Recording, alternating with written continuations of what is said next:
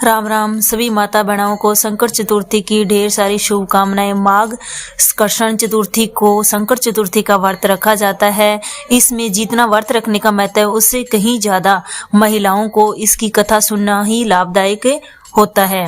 आज मैं आपको संकट चौथ के व्रत की कथा सुनाती हूँ, सुनिए।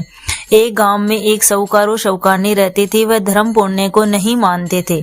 इसके कारण उनके कोई बच्चा नहीं हुआ था। एक दिन साहूकारनी पड़ोसी के घर गई और इस दिन संकट चौथ का व्रत था। वहां पड़ोसन संकट चौथ की पूजा करके कहानी सुना रही थी। साहूकारनी ने पड़ोसन से पूछा कि तुम क्या कर रही हो? तब पड़ोसन बोली कि आज चौथ का व्रत है इसलिए कहानी सुना रही हूँ।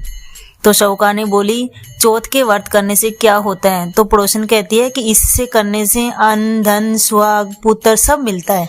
साहूकारनी ने कहा, यदि मेरा गर्भ रह जाएगा तो मैं 1.25 सेर तिलकुटा करूंगी और चौथ का व्रत करूंगी।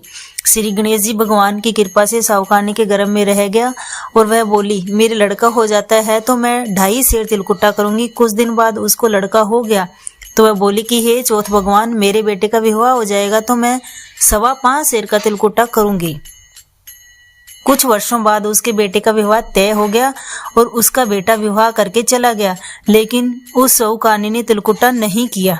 इस कारण से चौथ देव क्रोधित हो गए और उन्होंने फेरों से उसके बेटे को उठाकर पीपल के पेड़ में बिठा दिया।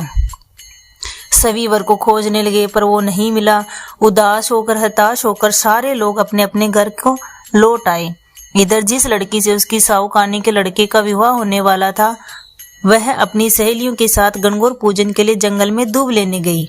तभी रास्ते में पीपल के पेड़ से आवाज आई, ओ मेरी अर्ध बिहाई। यह बात सुनकर जब लड़की घर आई उसके बाद वह धीरे धीरे सूखकर कांटा होने लगी।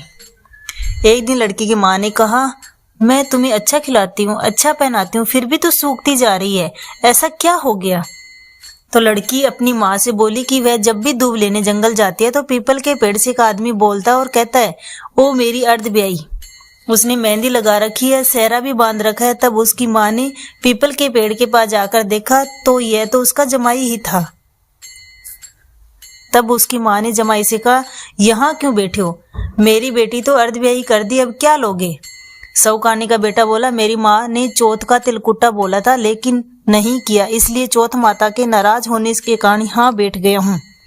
यह सुनकर उस लड़की की माँ साहूकारनी के घर गई और उसने उससे पूछा कि तुम चौथ का व्रत बोला हुआ है क्या? साहूकारनी बोली, तिलकुटा बोला था। उसके बाद साहूकारनी बोली, मेरा बेटा घर आ जाएगा तो 2.5 मन का तिलकुटा करूंगी।